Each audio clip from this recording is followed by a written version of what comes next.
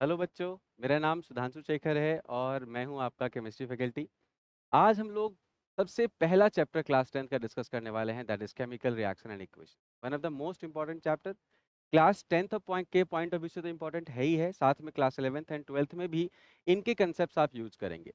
कि chemical reaction and equation deals with something which is reactions and equation. और आपको पता होगा chemistry is all about reaction and equation. तो इसीलिए अगर ये चैप्टर आपका स्ट्रांग है तो आप क्लास 11th में जब आप जाएंगे पहली बार क्लास अटेंड करेंगे वहाँ पे, तो आप लीड करेंगे अपनी क्लास के अंदर।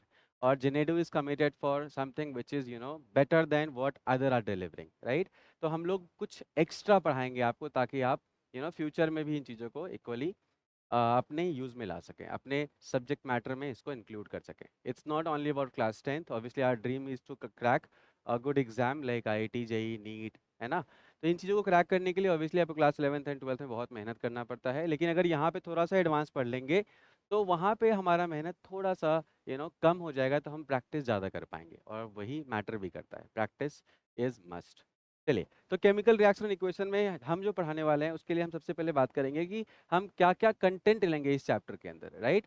तो हमारे पास इस चैप्टर के अंदर जो कंटेंट्स होगा वो होगा सबसे पहले physical change, then we will learn about chemical change, right. Water physical change, water chemical change, ये देखेंगे। देन हम लोग सीखेंगे राइटिंग और balancing, I mean writing and balancing of chemical reaction and equation. मतलब कैसे राइटिंग कर, कैसे लिखना है इक्वेशन को और कैसे उसको बैलेंस करना है, राइट। उसके बाद रस्टिंग एंड कोरोजन। और एक सबसे स्पेशल टॉपिक आएगा जो पूरा का पूरा चैप्टर ऑलमोस्ट वही है, that is types of reaction, right. अब टाइप्स ऑफ रिएक्शन में we have many types of reaction, over here you can see there are many types of reactions. जिसमें से कुछ रिएक्शंस का नाम आपने सुन रखा होगा, कुछ रिएक्शंस का नाम हो सकता है आपने नहीं सुना होगा, लेकिन हमें सीख लेना चाहिए। जैसे मैंने आपको बताया कि we are here to deliver something more than what other are delivering, right. तो सबसे पहले हमारे पास जो टॉपिक है जो इस पर्टिकुलर टाइप ऑफ रिएक्शन के अंदर, दैट इज एडिशन रिएक्शन। इसी को कुछ बच्चे कॉम्बिनेशन रिएक्शंस भी बोलते हैं। हम इसको पढ़ेंगे डिटेल्स में जाके। Then we have displacement reaction, ये भी आपने एनसीईआरटी के अंदर देखा होगा, राइट। उसके बाद we have double displacement reaction, ये भी एनसीईआरटी में कहीं ना कहीं मेंशन्ड है। उसके बाद अपन पढ़ेंगे कंबशन रिएक्शन। हो सकता है यह आपने क्लास 10th में नहीं पढ़ा होगा, लेकिन क्लास 8th में थोड़ी बहुत इसकी आइडियाज मिल जाती है जब आप कोल एंड पेट्रोलियम पढ़ते हैं, तो राइट। तो कंबशन रिएक्शन, हम इसके बारे में डिटेल्स में जाएंगे। देन हाइड्रोजनेशन रिएक्शन, इसको भी हम डिटेल्स में पढ़ेंगे। फिर हम पढ़ेंगे neutralisation reaction, one of the most important reactions में से एक है ना। ये क्या है, न्यूट्रलाइजेशन क्या है, एसिड बेस का रिएक्शंस, राइट। आपने पढ़ा भी होगा acid plus base form salts and water. तो ये न्यूट्रलाइजेशन रिएक्शन है, इसके बारे में फर्दर स्टडीज हम लोग करेंगे इस पर्टिकुलर टॉपिक के अंदर। Next we have endothermic and exothermic reaction. या ये दोनों रिएक्शंस ऐसे रिएक्शंस होते हैं जहाँ पे हीट एनर्जी इन्वॉल्व होती है। तो हीट एनर्जी इन्वॉल्व होती है तो एक में एनर्जी लेता है सिस्टम, एक में एनर्जी रिलीज करता है सिस्टम। तो based on that we define two types of reaction, that is endothermic and exothermic reaction. इसके बारे में भी डिटेल में हम डिस्कस करेंगे जब हम इस चैप्टर के अंदर इस टॉपिक को लेंगे। Next we have reversible and irreversible reaction. I am damn sure इसके बारे में आपने नहीं सुना होगा, क्योंकि आपके सिलेबस में मोस्ट ऑफ द रिएक्शंस जो है वो कौन से वाले हैं, इरिवर्सिबल रिएक्शंस है। लेकिन हम आपको रिवर्सिबल भी सिखाएंगे थोड़े बहुत, ताकि आपका कॉन्फिडेंस और बूस्ट हो जाए और फिर क्लास 11th में जब आप पढ़ोगे केमिकल इक्विलिब्रियम, तो वहां पे आप बहुत ही कॉन्फिडेंटली आंसर कर पाएंगे, राइट। एज अ चैंपियन आप आंसर कर पाएंगे। उसके बाद we have redox reaction, one of the most important reaction और सबसे ज्यादा कॉम्प्लिकेटेड माना जाता है इनको। ऑल दो हम आपको ऐसे पढ़ाएंगे कि आपको लगेगा अरे ये तो बहुत आसान था सर, तो सारे क्वेश्चन मेरे से सॉल्व हो गए इसके। सबसे पहले मैंने इसी का क्वेश्चन ढूंढ के किया है, राइट। तो रेडॉक्स रिएक्शन भी one of the most important reactions में से एक है। तो अगर मैं देखूं तो आपने एडिशन सुन रखा है, डिस्प्लेसमेंट सुन रखा होगा, डबल डिस्प्लेसमेंट सुन रखा होगा, कंबस्शन भी कुछ ना कुछ तो सुन ही रखा होगा, right. Then we have neutralisation के बारे में थोड़ा बहुत आइडियाज होंगी आपके पास। और रेडॉक्स आपके चूंकि टॉपिक के अंदर है, आपके चैप्टर में है एनसीईआरटी के अंदर, तो ये भी सुन रखा होगा।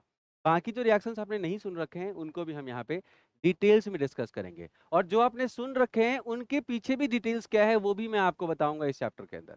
चलिए, तो हम लोग स्टार्ट करते हैं very first content of our this chapter, that is physical change, right. आज की क्लास में आपको समझाऊंगा what is physical change, right. तो सबसे पहले आते हैं फिजिकल चेंज क्या होता है ना। तो physical change occur when object और substance undergo a change that does not change their chemical composition, right. ये लिखा है डेफिनेशन, है ना। इसका मतलब क्या है, इसका मतलब समझते हैं हम लोग, राइट। फिजिकल चेंज जब होता है तो वैसे केस में केमिकल फॉर्मूला, केमिकल कंपोजिशन में कोई चेंज नहीं होता, राइट। जैसे for example I say there is a glass of water, okay. This is a glass of water, we have a glass, I mean we have a water in this glass, और हमने क्या करा, इस water को गर्म कर दिया, right, heat कर दी। हीट करने से क्या होगा, ये वाटर किस में कन्वर्ट हो जाएगा, ये एक स्टीम में कन्वर्ट हो जाएगा। अब अगर वाटर स्टीम में कन्वर्ट हो जाएगा तो स्टीम के अंदर भी वाटर का फॉर्मूला जो होगा, chemical formula, that would be H2O only, right. और पानी के अंदर भी क्या है, H2O ही है, बस अंतर क्या हो गया, एक में जो स्पेसिंग बिटवीन दी मॉलिक्यूल है वो क्या है, कम है, और जब वो वेपर में कन्वर्ट हो जाएगा तो स्पेसिंग बिटवीन दी मॉलिक्यूल क्या हो जाएगा बेटा, ज्यादा हो जाएगा। दैट इज व्हाई वी से gaseous, I mean gaseous phase have more interspace, right, more intermolecular space, whereas liquid phase have lesser intermolecular space, और solid के पास सबसे कम स्पेस होता है। हमने क्लास 9th में ये पढ़ रखा है जब हमने स्टेट एंड फेज पढ़ा था, है ना। तो इसी कारण से बेटा जब हम इसको हीट करेंगे तो ये क्या करेगा, ये वेपर में कन्वर्ट हो जाएगा, और जब वेपर में कन्वर्ट होगा तो बिटवीन दी मॉलिक्यूल्स डिस्टेंसेस बढ़ जाएंगे। लेकिन डिस्टेंस बढ़ना इज फिजिकल चेंज, राइट, लेकिन जो केमिकल फॉर्मूला होगा, जो वाटर का केमिकल फॉर्मूला है दैट इज H2O, वो ऐसा एज इट इज कांस्टेंट ही रहेगा, राइट। सिमिलर फैशन में लेट्स सपोज इसी पानी के अंदर हमने क्या करा, शुगर मिला दिया, राइट। शुगर मिलाने के बाद क्या होगा, शुगर अंदर जाएगा और घुल जाएगी, है ना, डिसॉल्व हो जाएगा शुगर। तो शुगर जब डिसॉल्व होगा तो भी शुगर शुगर ही रहेगा, ऐसा नहीं है पानी में मिलने के बाद अल्कोहल बन जाएगा, अल्कोहल नहीं बनेगा। अल्कोहल के लिए हमें उसको केमिकल रिएक्शन के थ्रू पास कराना पड़ेगा, केमिकली उसको ट्रीट करना पड़ेगा। अगर सिंपली हम इसमें शुगर डाल के थोड़ा सा इसको स्टिर कर दें तो वैसे केस में हमारे पास जो नया सोल्यूशन बनेगा वो शुगर सोल्यूशन होगा, शुगर एंड वाटर सोल्यूशन। अब वहां पे भी शुगर का फॉर्मूला, केमिकल कंपोजिशन शुगर वाला ही रहेगा, और पानी का केमिकल कंपोजिशन पानी वाला ही रहेगा। शुगर अगर बाहर में खाओगे तो भी मीठा लगेगा, और पानी में मिलाने के बाद पियोगे तो भी मीठा लगेगा, है कि नहीं। अगर वो केमिकल चेंज हो गया होता तो हो सकता है वो मीठा ना हो, कड़वा हो जाए, क्योंकि केमिकल्स के डिफरेंट टेस्ट होते हैं, राइट, डिफरेंट केमिकल का डिफरेंट टेस्ट होता है। तो वैसे ही डिफरेंट टेस्ट के लिए आपको डिफरेंट केमिकल्स आप लेते हैं, राइट। लेकिन अगर बाहर भी शुगर को खाओ तो मीठा, अंदर भी शुगर मीठा, इसका क्या मतलब है, शुगर शुगर ही है ना। तो यहाँ पर भी चूंकि केमिकल कंपोजिशन कांस्टेंट रह गया, लेकिन फिजिकली क्या हो गया, फिजिकल चेंज हो गया, राइट। पहले शुगर सॉलिड था, अंदर जाने के बाद वो क्या बन चुका है, डिसॉल्व हो चुका है, एक्वस हो गया है। तो वैसे केस में स्टेट चेंज हो गया, लेकिन आई मीन जो केमिकल कॉम्बिनेशन है, जो केमिकल फॉर्मूला है, जो केमिकल कंपोजिशन है, वो क्या है, अभी भी वही है। तो मैं ये बोल सकता हूँ कि डिसॉल्व अगर मैं करूंगा शुगर को वाटर के अंदर तो वो भी क्या है, एक फिजिकल चेंज है, it's not a chemical change, right. तो अगर हम एग्जाम्पल लें इसके कुछ, देखो बोर्ड पे आके देखो एग्जाम्पल क्या है, क्रशिंग ऑफ केन, राइट। आप लोग पीते होंगे ना वो ठंडा कोल्ड ड्रिंक, तो उसके बाद क्या करते हैं अपन, क्रश कर देते हैं उसको, ताकि दोबारा से कोई उसको यूज ना कर सके, राइट। तो क्रशिंग करने के बाद क्या होता है, उसका जो शेप था वो डिफॉर्म हो जाता है, राइट, सिलिंड्रिकल से वो कुछ और बन जाता है, चपटा हो जाता है। तो वैसे केस में जब इसका जब जब इसको हमने क्रश करा तो इसका क्या हुआ, इसका शेप चेंज हो गया।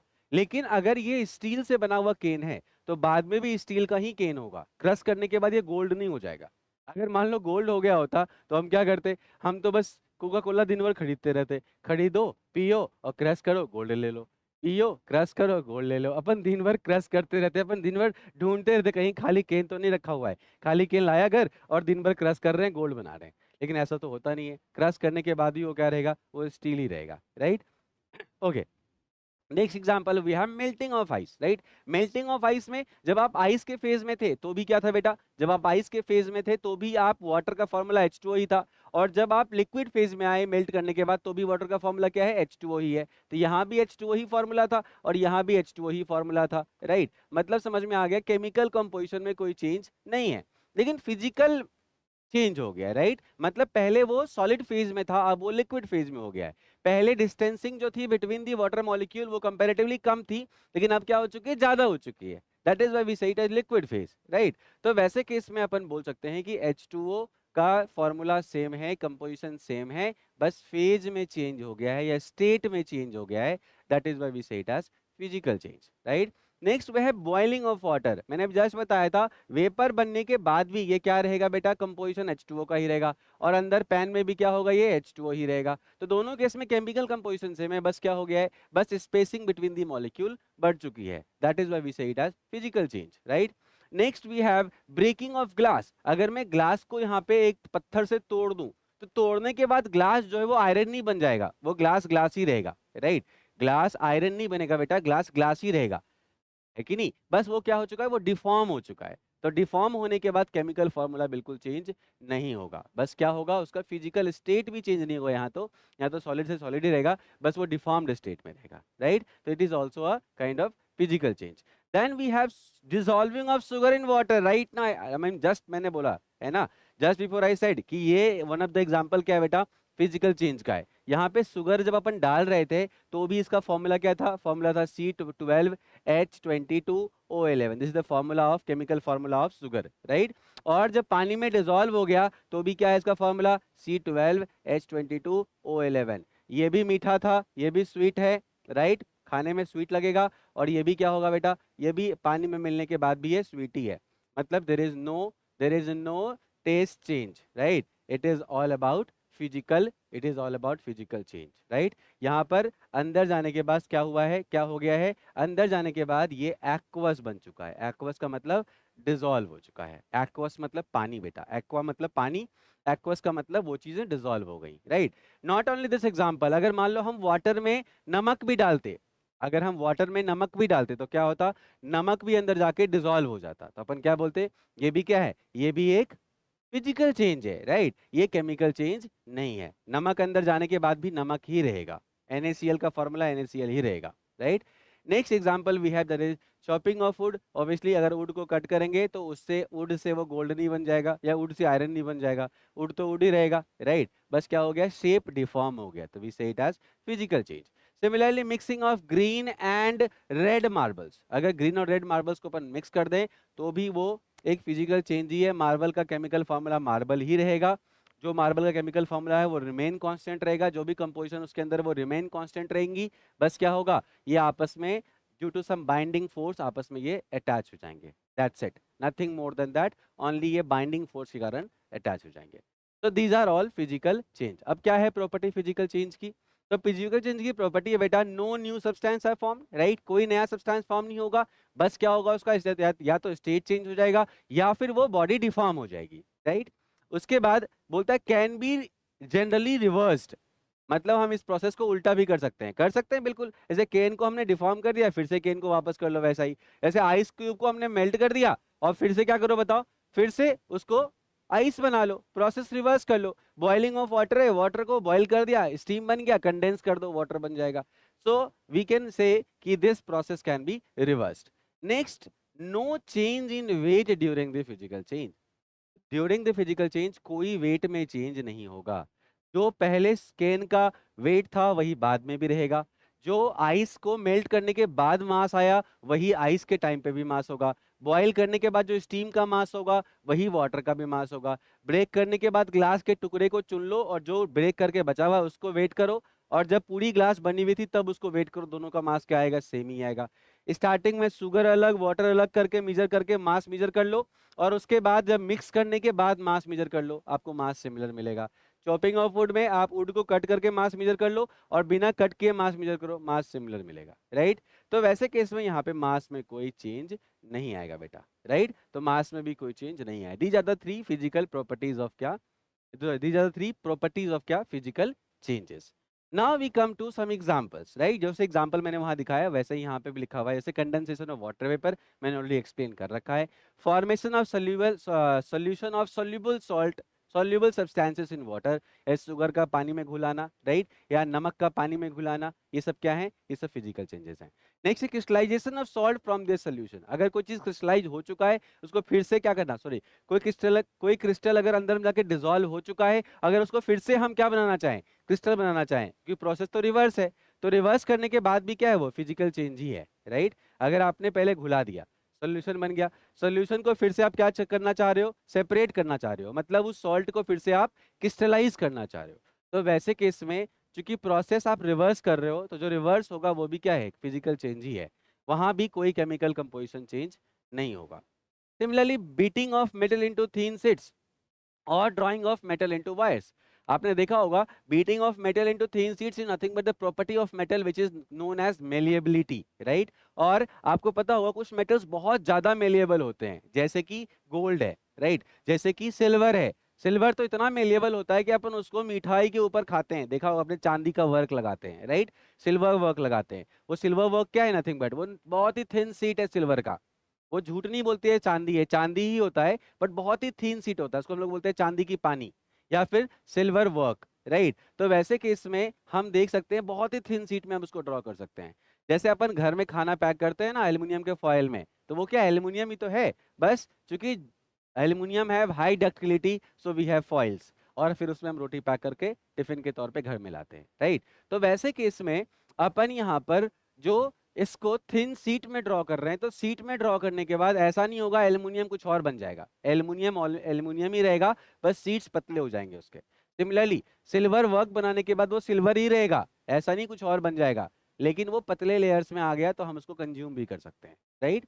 Drawing of metal into wires, अगर हम मेटल को वायर्स में ड्रॉ कर दें, इस प्रॉपर्टी को हम बोलते हैं डक्टिलिटी, राइट। आयरन का वायर ड्रॉ होता है, कॉपर का वायर ड्रॉ होता है, आपको पता होगा इलेक्ट्रॉनिक इंस्ट्रूमेंट्स में लगाते हैं इसको, राइट। तो कॉपर और आयरन का जब वायर हम ड्रॉ करते हैं तो वो भी क्या है, एक फिजिकल चेंज ही है। आप उसको वायर में ड्रॉ कर दोगे तो ऐसा नहीं होगा कि वो आयरन से गोल्ड बन जाएगा, ऐसा होगा क्या, नहीं होगा, वो आयरन आयरन ही रहेगा, बस वो वायर्स के फॉर्म में कन्वर्ट हो जाएंगे, राइट। नेक्स्ट है मैग्नेटाइजेशन ऑफ आयरन। अगर आपको पता होगा बहुत सारे मेटल मैग्नेटिक प्रॉपर्टी शो करते हैं, राइट। तो मैग्नेटाइज करने के कारण, अगर मैं मैग्नेटाइज कर दूं आयरन को, मतलब आयरन जो है वो मैग्नेट की तरह बिहेव करना शुरू कर देगा, तो वैसे केस में भी क्या है, ये फिजिकल चेंज ही है। क्यों? क्योंकि मैग्नेटाइज करने के बाद आयरन कॉपर नहीं बन जाएगा, आयरन तो आयरन ही रहेगा, बस उसके अंदर एक एडिशनल प्रॉपर्टी आ जाएगी, वो क्या है, मैग्नेटिक प्रॉपर्टी आ जाएगी, मतलब वो मैग्नेट की तरह बिहेव करना शुरू कर देगा। और मैग्नेटाइजेशन के बहुत सारे तरीके होते हैं, आपको फिजिक्स में पढ़ाया जाएगा, ठीक है बेटा। तो magnetisation of iron is also one of the physical property, आपने शायद नहीं सुना होगा, तो हो सकता है एग्जाम में आ जाए, ये इंपॉर्टेंट है।